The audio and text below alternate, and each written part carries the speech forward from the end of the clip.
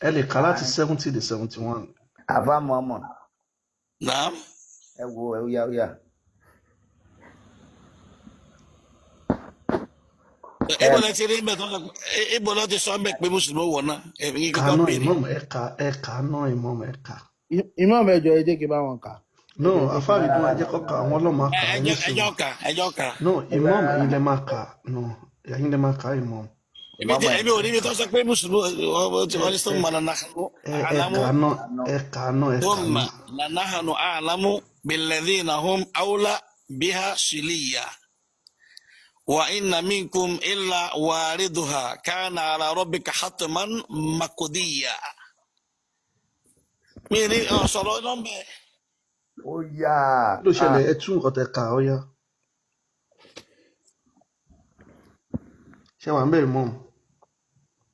Ẹ kọ́kọ́ bá wa tú tókè. Ẹ tiẹ̀ ká dáadáa ní ìsìn mo kí ní fún yẹn. Ó yẹ kọ́kọ́ tú tókè 70. Kò síbi tó mi ò lè kà rárá ń Kùránì. Ó yá.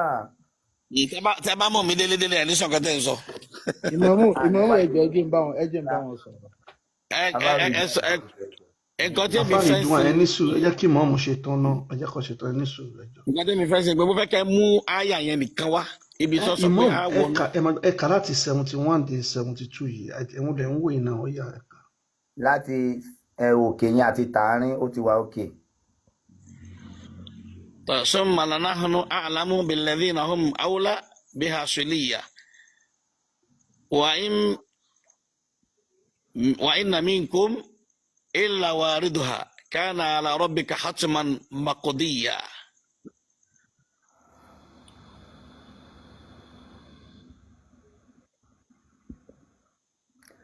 Ó yá Ìmámù bàbá Ìmámù ó yá.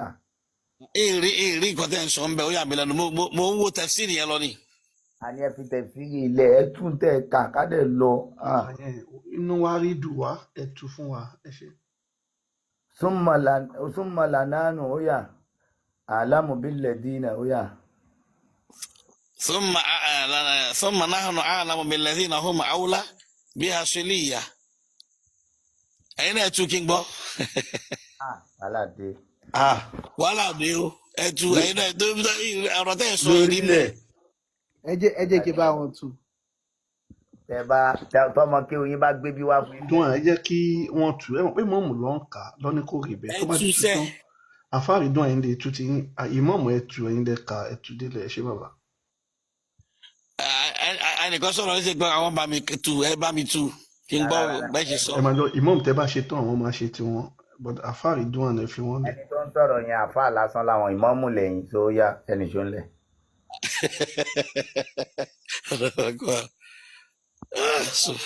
Ó dà pé Imam mọ òótọ́ àwọn ọmọ bó ṣe máa sọ ní gbangba.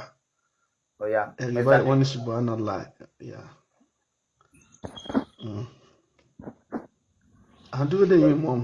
Torí níjọ́ sátọ̀dé nísìn ẹ̀yin náà máa wá gbádá tẹ máa ní ms bàbá yẹn àtolówó èkó wọn ò mọ tán sọ torí pé wọn ò mọ̀ ọ́ tú ni oye báyẹn so ẹ tú fún wa báyìí ẹ bá wa tú. ẹ yọ̀ǹda mi ẹjọ ẹ jẹ́ kí n sọ̀rọ̀. Jẹ́ kó tú délẹ̀ ní sùn náà ẹni sùn kó wé ẹni sùn Afárídùn à. Ẹyọ kan ló kùn sí kan tu ẹ jẹ́ kó tu ẹni sí Afárídùn Ìmáàmù àgbà ẹ ká pọ́n wọn lé náà ẹjọ́ Ìmáàmù ẹjọ́ ẹ ká pọ́n wọn lé náà àwọn ló di Ìmáàmù mọ́ṣáláṣí sẹ́ńtì àwọn. Kí a máa ké owó ni mo dábò sí onílé wọ ìmọ̀wé ayérayé. Ìmáàmù à ń dúró dé yín bàbá ọlọ́kùnrinlá Ìmáàmù. Ìmáàmù ní connection mọ̀ ṣé mo lè sọ̀rọ̀. No, wọ́n ní connection network wọn ọ̀bọ Afárídùn wọ́n máa jẹ́ pé Ìmáàmù ti pa dátà o. No, wọn ò tí ì pa kíní wọn ò tí ì yọ red. Ìmáàmù ṣe wà ń bẹ̀. Yàmọ̀ pé ìgbàdàn jẹ́ bẹ́ẹ̀ o. ẹ mọ̀ títà tí máa ń sọ pé tẹ̀ tù torí pé ẹ̀yin náà lè wá gbádá ní next week. ms bàbá yẹn àtolówó èkó wọn ò mọ̀ tú wọn ò mọ̀ kíni so ẹ bá tú ẹjọ́ kẹjẹ oye báyìí so á lè fine. Ẹ bá tú bàbá Ìmáàmù ẹ jẹ́ bá tú. Dé sá ẹ bá wà tú Ìmáàmù. ẹnìkan ló wá sọ́dọ̀ mi ẹnìkan ló ń bá mi sọ̀rọ̀. Ok ẹ ṣe ẹ bá wà tú. nǹkan tí mo fẹ́ béèrè lọ́wọ́ yín rí pé bàbá mo ẹ fẹ́ bá kí wa tú náà sà ẹ jọ ẹ bá wa tú ẹ bá mi tú òkè kí mi tú sàlẹ̀. no ìmáàmù ẹ bá wa tú ẹ jọ ẹ bá wa tú. ok kábà yín tú òkè ṣé tá a bá ti tú òkè ẹ tù. kí n gbọ́ bẹ́ẹ̀ ṣe sọ ibi tó ti sọ pé àwọn mùsùlùmí wọ̀ náà. ẹni sòrò ṣé tá a bá ti tú ṣé tá a bá ti tú òkè ṣe máa tú sàlẹ̀. ok ó ní súnmọ́lá náà nù ó ní lẹ́yìn wá gbà náà àwa àlá àlámù bílẹ̀ dínà àwa lámẹ́ni tó ṣe pé ó múlẹ̀ àwòlábì á sì lè ya amẹ́ni tó máa jóná kéegun nínú náà yẹn so ó yẹ tú tààrin.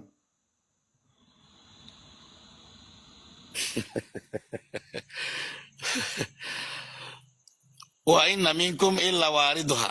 Wa in minkum ló wà ń bẹ wa in minkum Wa in minkum fóònù mi kò hàn dáadáa. ok ó yẹ nǹkan tó fà á nìyẹn. Wa in minkum illa wariduha kana ala rabbika hatman maqdiya ẹ tún yẹn náà. ẹgbà mi bẹ́ẹ̀ lẹ́lẹ́ máa tú bẹ́ẹ̀. ọmọ ẹ̀yin lẹ máa tú bẹ́ẹ̀ alẹ́ ẹ tún yẹn náà. ẹ tú bẹ́ẹ̀ ìmáàmù ẹ má ṣe bá ẹjọ́ náà ẹ tú ìmáàmù. ẹ̀rùn gbogbo dédà pé ìmáàmù ti ṣe tán bọ̀ wọ́n lọ́wọ́n ò lè tú. mo fọ bàtà lábẹ́yìn ẹ jẹ́ kí n bá yín tú. ẹ ní sùúrù Mr. Afárí dùn ẹ jẹ́ bàtà lábẹ́ bò ó. ẹ jẹ́ Afárí èdè tí dùn wọ́n ẹ ní gbọ́ nù sùúrù. ẹ mo fọ bàtà lábẹ́. Afárí dùn ẹ ní sùúrù ìmáàmù ṣé ká wọ́gi lélẹ̀ ká bọ́ síbò mí. Afárí dùn ló ń pe Ọbàtálá ń bẹ̀. no ẹ fi Afárí dùn ṣé ká fi lè lẹ ìmáàmù káwá tẹ̀síwájú.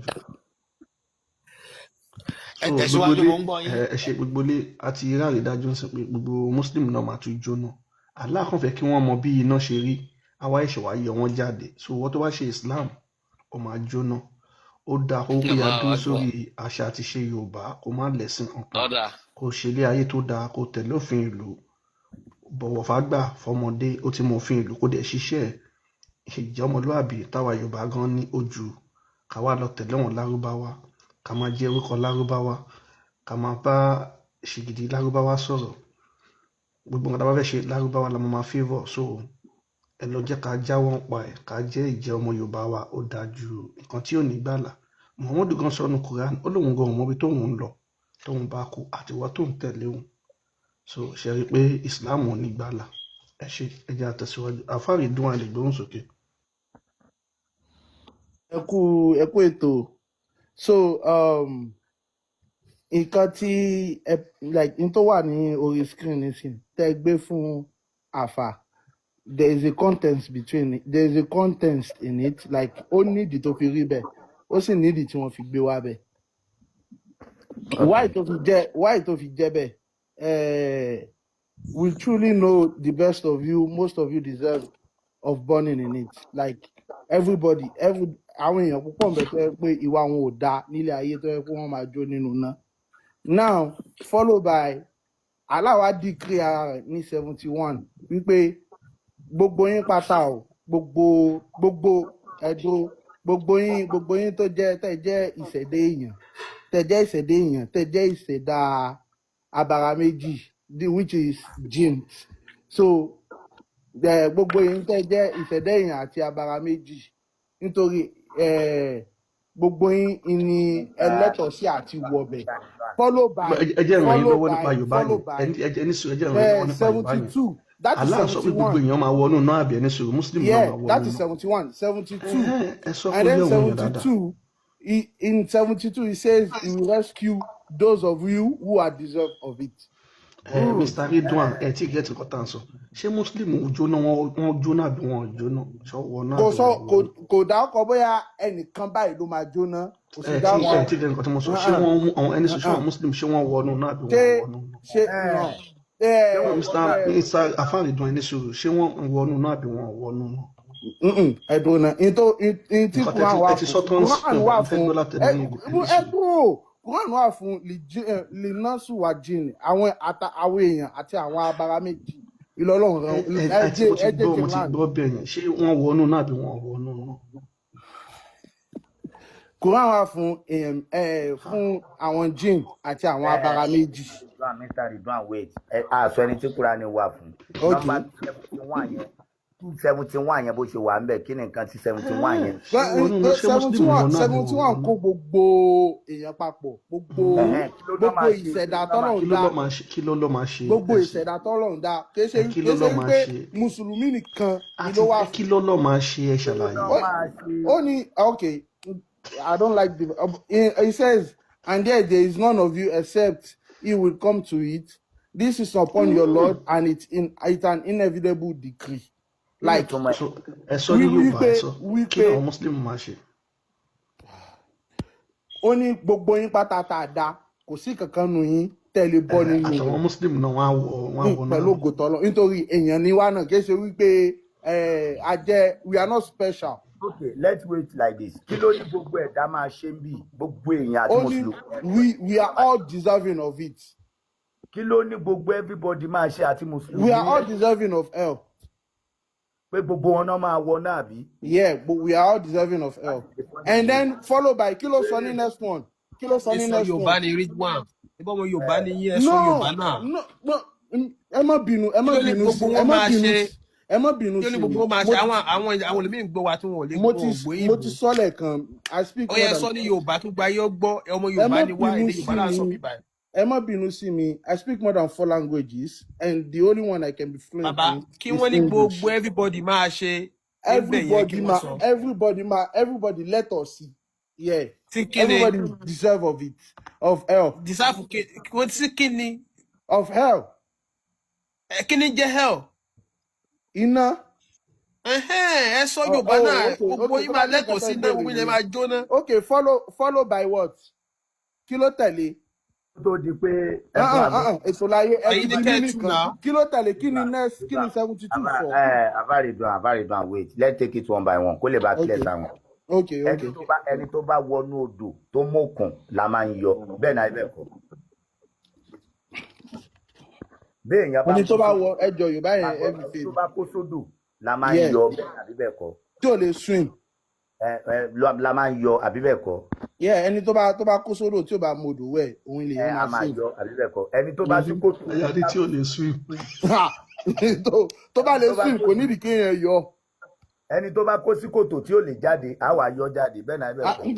Tí tó bá lókun àti gùn fúnra rẹ̀ láti gùnkè kó gùn tí ó bá sì lókun ìyẹn lè ràn lọ́wọ́ láti gùnkè. Mr. Ridwan ẹ kí wà fẹ́ professional play game will be by nǹkan tó ti dílé jẹ́ ká.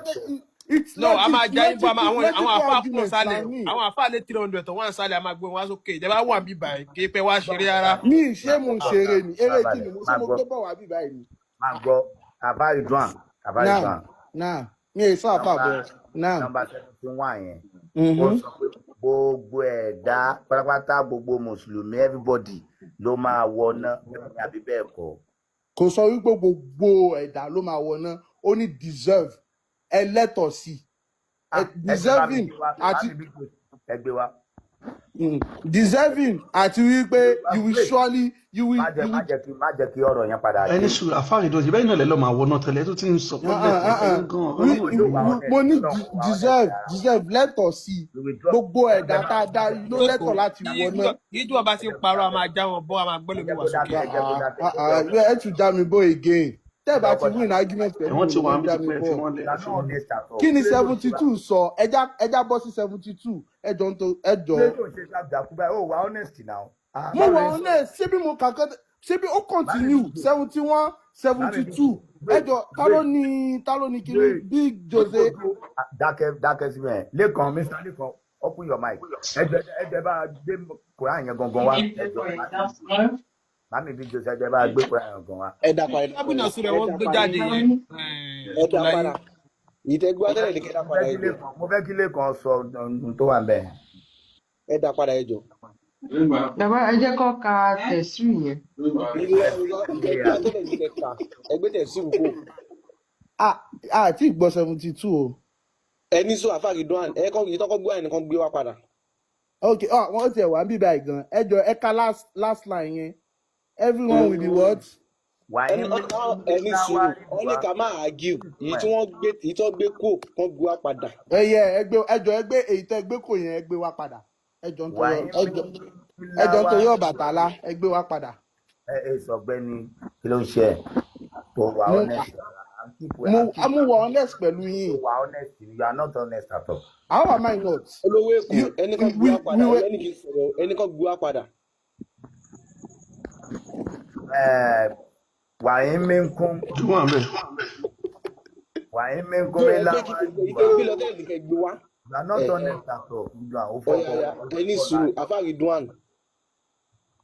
Afáridwan ẹni sùúrù ohun tí wọ́n fẹ́ yọ fún yín. And we truly know best who is the most deserving of burning it. All the two yẹn. So ìtàn bá yín fà lélẹ̀ wọ́n ní there is none of you kò sẹ́ni kankan nínú yín who will not pass over tí ò ní kọjá ẹ̀. This is a decrease ó wá láti Lord the most faithful láti ọ̀dọ̀ Ọlọ́run ọ̀yá ní ìwọ̀n tó bá yín fà ká ní kò sẹ́ni tí ò ní wọná nínú àwọn èèyàn oníṣẹ́ àmúṣe máa wọná accepted ó yá àyà kejì ibi tọ́lọ́run ti ka àyà tí ó wà 72 tẹ̀ ń sọ yẹn ẹgbẹ́ jáde. Ká tó lọ 72 Mr. Lekan ṣé gbogbo èèyàn ló máa wọná bí àbí bẹ́ẹ̀ kọ́. Ẹja lọ 72. Afáridwan ẹ má jiyàn mo gbà accepted. Gbogbo èèyàn ló máa wọná ká tó lọ 72. So ẹ má máa ó ti kọ́kọ́ shock everybody gbogbo mùsùlùmí ti wà nù ná báyìí. Ó yá 72. Wait ká tó lọ 72 gbogbo mùsùlùmí ti ń Ridwan bàbá mi ètò láyé má bínú Mr. Lewan sẹ́rí orí ètò tẹ̀ wá yìí àwa win argument tàbí kẹ́nìkan lose argument à ń ṣe ìdánilẹ́kọ̀ọ́ láàrin ara wa ni sọ́ọ́ mi ti yé yín so ẹ má feel like we are arguing. I'm not arguing. Àfáàní make statement yẹn pé we don't win argument. À ń ṣe ìdánilẹ́kọ̀ọ́ ni wọ́n gbé kínní wá fún wa ni àwọ̀ àdé ń ṣe ìdánilẹ́kọ̀ọ́ lórí rẹ̀. Yorùbá lèmi náà. Èèyàn máa ń ṣe ìdánilẹ́kọ̀ọ́ lórí nǹkan tó ń ṣe. So méjì kankan tó wà ń bẹ̀ ká dẹ̀ tún ní Yorùbá simple as that. Ká dẹ̀ kẹ́kọ̀ọ́ lórí ẹ̀. Àṣẹ òrìṣà àbí ìdánilẹ́kọ̀ọ́ tẹ́ bá fẹ́ ṣe ẹni ṣe out of context. Tẹ́ bá fẹ́ ṣe ìdánilẹ́kọ̀ọ́ ẹni mú dàjì kan wá kẹ́ mọ́ mú fún. Ó yẹ ẹ̀sùn ayé àtẹ́fẹ́ ká gbé wa máa gbé jáde. Ẹ jẹ́ kó ka ilé wọn fẹ́ ka 72 ó yẹ ká. Kò tí jáde tán ẹ̀fà sókè dáadáa kó wà láàrin méjì tó wà. 72 lélẹ̀ náà. Kò hàn bí. Láìkan ìṣára yín ò balẹ̀ náà wò kí 72 lọ ti bí jáde. 72 ẹ wò náà 19 kúrò 19 bá 72. Ṣé ẹ mọ 72 ni? Big Joe yín bò ń báyìí ni mò ń sọ ó bò ní fẹ́ẹ̀ kó wà níbi 72. Ẹ wò kí náà 73 lẹ́ ń sọ kí ni. Big Joe kẹ bá wọn gbé 73 yẹn Big Joe ẹ gbé lọ òkè wọn ẹ bá wọn gbé lọ òkè. Mo ti gbé 73 lọ ṣe bá sọ fún yẹn dẹ ń jiyàn. Ó yá bẹ́ẹ̀ wá gbà náà we will deliver those a máa yọ àwọn who were devoted tí wọ́n gbà ṣẹgbọ́n Yorùbá mi leaving the wrongdoers tí wọ́n kúrò ní ojú ọ̀nà àṣìṣe tí wọ́n kúrò lójú ọ̀nà tí Ọlọ́run ò ní tí Allah ò nífẹ̀ẹ́ sí ìtẹ́rẹ́ tí náà gbọ́dọ̀ dáwọ́ Ọlọ́run. Wrongdoers àwọn tó ń wà ìbàjẹ́ they're on their knees. Ṣé Muslim àwọn tí wọn kì í ṣe Muslim. Àwọn tí wọn kì í ṣe Muslim àyìn náà ti pín fúnra yín they're on their knees tí wọ́n wà lórí ìkúnlẹ̀. So ẹ máa gbọ́ Mr. Ridwan ẹ ní sùúrù náà ẹ jẹ́ kí Mr. Lekan àwọn ọmọ Kùránì dáadáa. So ìbéèrè wa ni pé kí ni Muslim lọ wá nínú náà nígbà tó jẹ́ pé torí iná náà ni wọ́n sọ fún ẹgbọ́ ẹ ní sùúrù ìgbà tó gbé Islam wá bá wa wọ́n ní ká gba Islam ká má bàa wọ náà jáàná mọ́ kí ni Muslim wà lọ wá nínú náà gangan ni Muslim máa wọ kí ẹ máa gbọ́ kí ni Muslim wá dénú náà. Muslim máa wọ náà díù tún pé kí ló wá dé ẹ máa gbọ́ kí ló wá dénú náà mo tẹ ẹ máa gbọ́ ẹni kí wá gba ìgbàlà mo gbà mo tún lọ ẹdún náà ẹni sùúrù mo tún jóná kí wàá ni mo gba Islam fún lẹ́yìn tí mo jóná Aisha wa yọ mí jáde ṣé ẹ rí i pé kò bá ọpọlọ mu. ẹni sùn Ọlọ́run gan ni tí a bá fẹ́ sùn. no ẹ máa lo Allah ẹ lo Allah. ok Allah ni tá a bá fẹ́ sin òun ká kọ́kọ́ mọ̀ nípa òun. ok. so ẹni tó bá ń ṣe Muslim. ṣé láti ilẹ̀ tó mú Islam wá bá ṣé wọ́n sọ fún wa pa máa jóná pa máa kọ́kọ́ wọ̀ náà ṣé wọ́n sọ fún wa. ọ̀chẹ́ nẹ́ni sùúrù question méjì lè ti ń dàbò. no ẹ máa gbọ́ ẹni ṣé wọ́n sọ fún wa pé tá a bá tún ṣe Islam a máa tún jóná tálà tó yọ wá ṣé tó bá sọ fẹ́yìn ṣe máa gba Islam. tí o bá ṣe Islam. káfà kan wá bá mi sìn pé màá kọ́kọ́ jóná o aláìṣẹ̀ máa wá kó mi yọ ṣé máa gba Islam ṣé mi máa gbà tó bá sọ bẹ́ẹ̀ fún wa tó bá sọ fún wa. téèyàn bá ṣe Islam téèyàn bá ṣe ó máa Islam kọ́kọ́ tó náà jóná ṣe Islam láìsí mọ́ wá kó ẹ jẹ́ ń sọ̀rọ̀ ẹ ń dá ọ̀rọ̀ bòmí ẹ jọ mo ti gbọ́ ya ẹ sọ ẹ yẹn màkà mi dáwà bá yín lóhùn. argue ẹ màkà mi bá yín argue tí ó bá ń ṣe Islam tí ó bá ṣe lọ́nà tó tọ́ á wọná. no kò fi ọ̀nà tó tọ́ ní bíbá yìí o kò sọ pé wọn tọ́ ọ̀nà tó tọ́ Islam tó tọ́ wàá kọ́kọ́ wọ iná ìyẹn lèmi wá ń béèrè pé ìwọ kò sí kí Islam ló tó dé tí tọ́ bẹ́ẹ̀ yẹn o. ok àwọn tó wọná bíbá ṣé wọn ṣe Islam dáadáa lọ ṣe wọná. ẹ gbọ́ wrong doers wọ́n ti padà lámì 73 o. kí lẹ̀ ń sọ náà ẹ gbọ́ nǹkan tó ẹni sùn ẹ máa wo nǹkan tẹ́ni fẹ́ yọ. àwọn tó wà devoted kí náà ó wọ́n ní lọ òun sí. máa yọ àwọn tí wọ́n gbọ́ràn àwọn tó ṣe Islam òun á yọ wọn àwọn tí wọ́n gbọ́ràn lọ́wọ́ tí wọ́n ṣe Muslim òun á fi wọ́n lé nínú náà nǹkan táwa máa ń béèrè ni pé àwa ẹni tẹ́ bá ti ṣe Islam sí kí lẹ wá bínú náà ìbéèrè wa gangan nìyẹn. Allah subhanahu wa ta'ala ọlọ́run nìyẹn yé. no ẹ máa lo Allah kí ni Allah wọ́n tó subhanahu wa tẹ̀lé kí lẹ wá bínú náà. Allah nìyẹn yé. ṣe pé kò yẹ ká tẹ̀ lálá báyẹn àtẹ̀lé tó fẹ́ múyàn lọ́nà ẹni sùúrù ṣẹ́rí láì ṣe súyà ẹni sùúrù mi kọ́kọ́ fẹ́ jẹ́ ẹni sọ máa dákẹ́ sí ṣé mọ̀ pé ẹ máa jóná kó egungun àbẹ́mọ̀ tó rà ní nǹkan tó ṣàlàyé verse ẹ̀wọ̀n ṣé mọ̀ pé máa jóná kó egungun àbẹ́mọ̀.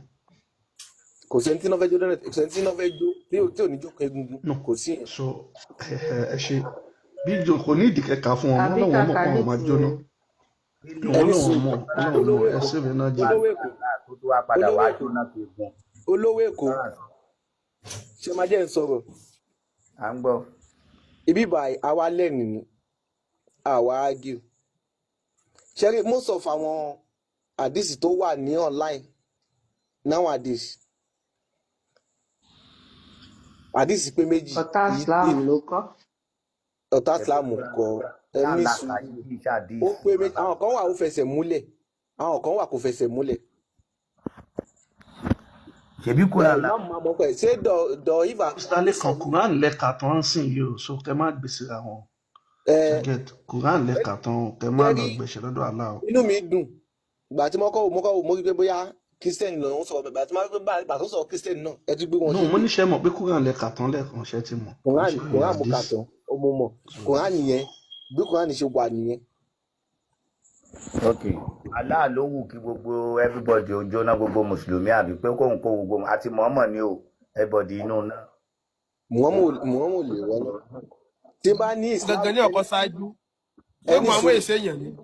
ẹni sùúrù olówó èkó ẹjọ ẹni kan dákẹ́ mo fẹ́ sọ̀rọ̀ kan ní sẹrí tí bá ní mùsùlùmí ni. Mr. Lekan mi kì í ṣọ̀gá ìkan náà ní gbogbo wa ń bì kí ní kọ́ dákẹ́. ok tí bá ní mùsùlùmí ni mí mo lè wọná due to pé mi ò tẹ̀lé ìlànà tó yẹ kí n tẹ̀lé ṣé ń gbọ́ mi. Mr. Lekan ṣé ìlànà wà ní Mr. no Lekan. bàbá mi ètò láyé ẹni sùúrù tó bá sọ pé èèyàn wà devoted sínú nǹkan kí ló túmọ̀ sí someone that is devoted. Can I answer? ẹni sùúrù àfáàlì hold tí a máa ní èèyàn wà devoted kéèyàn nígbàgbọ́ nù kan dájú kéèyàn náàgì dájú. ó dẹ̀ ń ṣe nǹkan yẹn tinútinú. ó dẹ̀ ń ṣe tinútinú. so àwọn tó ń sin Allah tọkàntọkàn tinú tẹ̀yìn kí ni wọ́n lọ ṣe nínú iná first thing kò sẹ́ fẹ́ máa sọ pé àwọn mọ̀nà kìfè ni. kẹrí ìrọ̀lẹ́ mi ilé ágí afárídọ́n àti alimam ẹjọ́ ń tọrọ lọ mi ilé ágí due to pé wà láǹsì láti wà ní ìrọ̀lẹ́ ayé so mi ilé ágí púpọ̀ lórí ẹ̀. ẹ fi ìrọ̀lẹ́ ayé lẹ̀ bàbá mi. wàlẹ̀ àtú ìrọ̀lẹ́ ayé kọ̀ àárọ̀ ìdájí ayé ni. Mr. Lekan ṣe tí mo pè tẹ bá fi ẹ̀sìn mùsùlùmí lẹ̀ wọ́n ní kí Allah ní kí wọ́n pa yín ni ṣe é mà bẹ́ẹ̀ mọ̀. Allah tó bá fẹ́ sí mùsùlùmí sílẹ̀ kan pa mí irọ́ kò síbi tó ti sọ́nù Quran. ó yẹ wá farabalẹ̀ ó yẹ ẹni tí ó máa gbé jáde ní fún yín náà Quran ní ìsìn. ó máa jáde nínú Quran ní ìsìn ẹ gbọ́ ẹni tó bá kó nù Islam nìkan pa ni tó yẹ báyìí. ẹni sọ ẹ máa gbọ́ mo rí pé ẹ mọ bí tá a wà jẹ́rí bí tá a wà yìí ní ilé kéwú Yorùbá kò sí ń tẹ́ béèrè fún nù Islam táwọn ò ní fún yín bó tilẹ̀ ń kó jìnnà tó á wà jáde fún un so gbogbo tó wà ní Islam yẹn ló wà níbi kò sí tó sọ no problem. ẹ̀rì ibi tí wọ́n ti ní kán pa ẹni tó bá kó nínú Islam sìn ẹ̀rì gbogbo iṣẹ́ tó bá ti jẹ́ pé nǹkan kan wà tí ò yé yín nínú Islam tẹ́lẹ̀tẹ́lẹ̀ náà ẹ tún lè bi wá a tún máa kọ́ yín náà. ìtì ń bá tẹ̀ mọ̀ àwọn aṣíwájú anínẹ̀sìn wà ń bí ìmáàmù wà ń bí so wọ́n á dáhùn sí ẹgbẹ́ jáde. àwọn aṣáájú inú ẹ̀sìn náà lè tú Kùránì ìmáàmù lẹ̀ ń sọ pé tán tú Kùránì. ọ̀tún ẹ̀yin lẹ́yìn tí wọ́n gbọ́. Oye báyìí màámi bíi jòsè bá gbé Kùránì jáde. à ń dúró dè wọ́n. kárí bí sí. bàbá ṣẹ̀ṣẹ̀ ẹgbẹ́ Quran dá ẹjẹ́ ń gbádìí Kòrán sí kọ́ lélẹ̀ Kòrán èmi ò gbà Kòrán lélẹ̀ èmi ò gbà tẹ́lẹ̀ ẹgbẹ́lẹ̀ ìkó. ẹgbẹ́lẹ̀ ìkó ṣẹ́rísúná.com tèmi ń rí ìtọ́ fọ́kọ́ ilé dọ̀ríkì lélẹ̀ wọ́n fọwọ́ kọ́ ni àwọn tó kọ ilé wọn ò mọ̀ nǹkan tí wọ́n ń ṣe ẹgbẹ́ yẹn kò. ok Kùránì aláfọwọ́kọ ti wà mí. ẹ tí mọ̀ kankan. Kùránì ẹgbẹ́ kí ni ìjáde. ẹ̀yà ní sòrò. and nurse ṣóhun lélẹ̀. Oya grade Oya ká. ṣóhun lélẹ̀. Oya. They wish you would disbelieve as they have disbelieved. As they have disbelieved. So you may all be alike. Bẹ́ẹ̀ bá ṣe ń kà ní ẹ máa tù. They wish.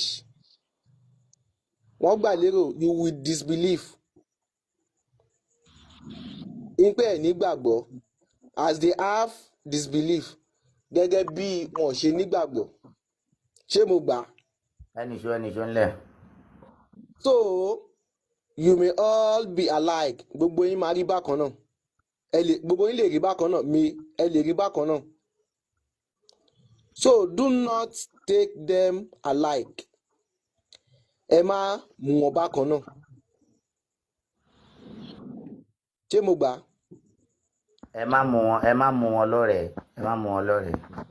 ẹnìṣó. Do not take them alike. Kò ń ṣe lọ́rẹ̀ẹ́ o. Alike ló wà ń bẹ kì í ṣe alike ni kì í ṣe lọ́rẹ̀ẹ́. Ó ti blọ́ o mi ì rí kan tọkọ síbẹ̀ dáadáa mọ́. ẹ ti blọ́ mọ́mí bíi jòs ó dáa network. Ó ti blọ́. àwọn Muslim wọn ò mọ òyìnbó wọn ò gbọ́ ẹgbẹ́kùnrin yẹn jáde náà ṣáṣẹ òrìṣà ló ń ṣó àbí big joe. ṣó rẹ̀ ní àṣẹ kò ṣó lọ́dọ̀ yín àṣẹ òrìṣà ìjọ big joe ẹ̀ lè ṣó Kùránì yẹn. bí a nẹ́tíwọ́ọ̀kì kò sẹ́ńtórí big joe ẹ̀ ṣó ẹ̀.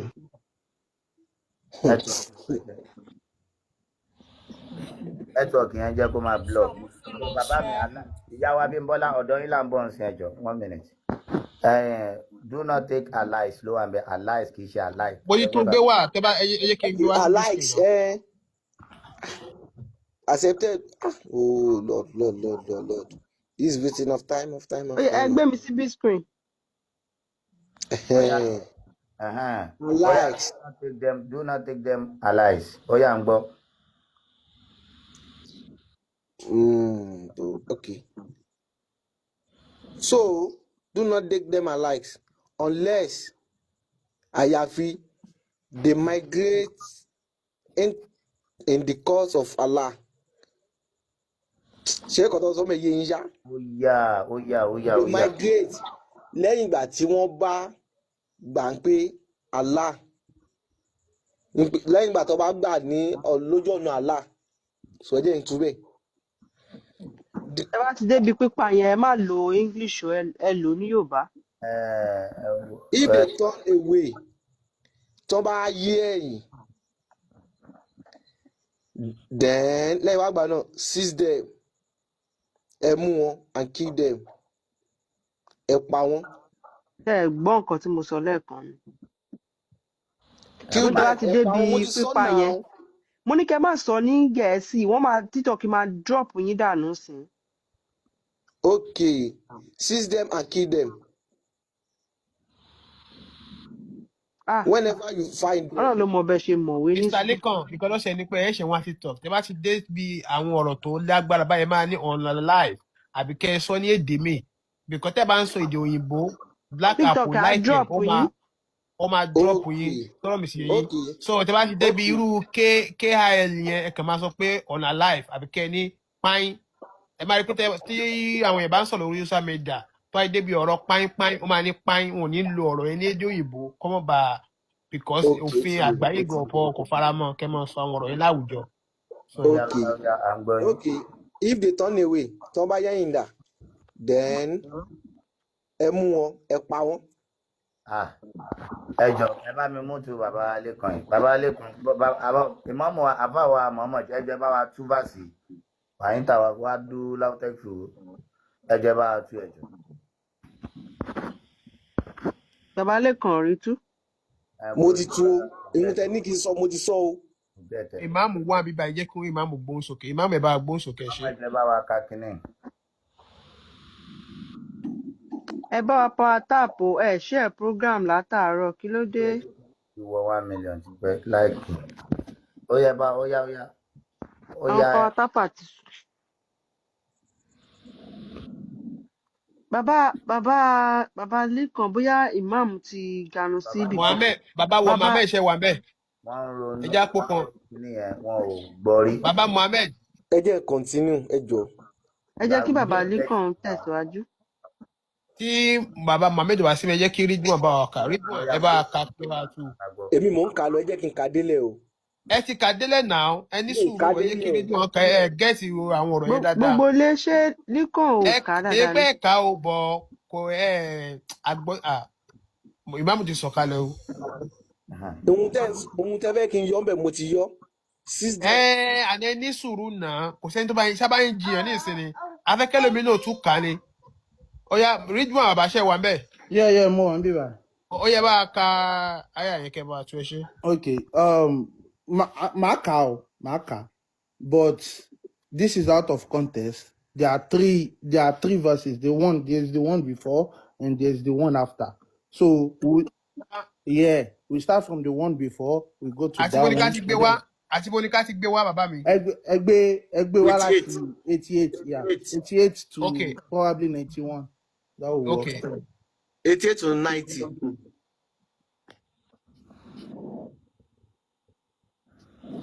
Ẹgbẹ́ kọ̀ọ̀kan ìyànjú ẹ̀ tó kóra yín sí mi. Ìyí kan tẹ́ ń ka rí ka ẹ̀ tó bọ́ sí mi. Bọ́ sí mi à ń ṣe fake intention náà la ní ká bá yín yanjú. Ó yá. Nítorí kan máa dùn mí ni pé kẹ́ ẹ wá débi tẹ́ ẹni kan gbé wá yẹn kẹ́ tó máa kàkàkùkà. Bí wọ́n ṣe ń pè mí lè tú sí Yorùbá. Wait lábẹ́ sáńpé bọ̀ ẹ̀ ìyá wa Bímbọ́lá ẹgbẹ́ òun sókè mà. Mi lè tú sí Yorùbá so if you have people to read and translate. À ń gbọ́ yín mà. Ẹ jọ̀ọ́ ta ló ṣépè fún wa láfíríkà náà ẹ jọ̀ọ́ ta ló ṣépè fún wa láfíríkà because ó máa ń ìgbà míì ó máa ń yà mí lẹ́nu nǹkan tó dẹ̀ máa ń dùn mí jù ni pé àwọn tó máa ń bá yín ṣagídì wọn ò jáde kúrò ní Nàìjíríà kọ́ mọ nǹkan tó ń ṣẹlẹ̀.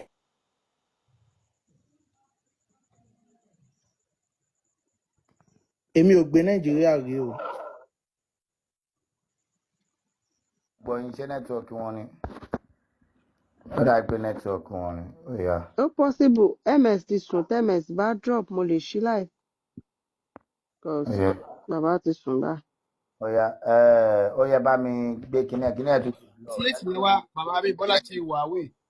Nẹ́tíwọ̀kì yẹn bẹ̀rẹ̀. Nẹ́tíwọ̀kì yẹn tó ti jẹ́ kó blọ̀. Mo ní lọ́dọ̀ mi bíbá mo lè kà á tẹ́ bá lè rí dáadáa tẹ́ bá lè ṣí lọ́dọ̀ yín náà bẹ́ẹ̀. Okay. Why are you believers divided into two groups regarding the hypocrites? Why Allah? Ó dà ń pè network mi ni sir. Okay. Again, ṣẹ́rí àwọn àtìgbà tèmi ti dé US yìí, àwọn òyìnbó tèmi ti bá ṣiṣẹ́ rí, mi ò rí wọn kọ́ gbàwẹ̀ rí. Mi ò tiẹ̀ gbọ́ pé wọ́n lọ church gan rí. Ẹ understand? So, tí èèyàn bá tún wá ń fi nǹkan yé wa, ẹ understand? Wọ́n á tún máa ṣagídí lórí nǹkan tẹ́yìn fúnra yín tẹ́ ẹ̀ lọ yẹ̀wò padà yìí pé ṣé nǹkan táwọn pípù ìsọ̀ òṣù òótọ́ ni? A tún máa la gidi lórí bàbá oníbàbá.